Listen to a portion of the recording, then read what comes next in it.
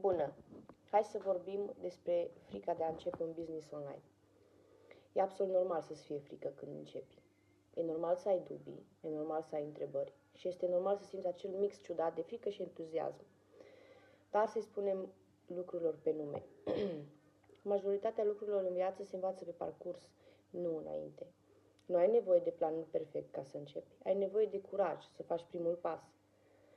Nu e despre cât timp ai, e despre cum folosești timpul pe care îl ai. Nu e despre a fi bun la vânzări, e despre a învăța să comunici autentic și să ajuți oamenii potriviți. Nu e despre câți oameni cunoști, e despre cum ajungi la cei care deja caută ceea ce oferi tu. Și întrebarea aceea, dacă nu funcționează, e corectă, dar stai puțin. Puneți și întrebarea asta, și dacă funcționează?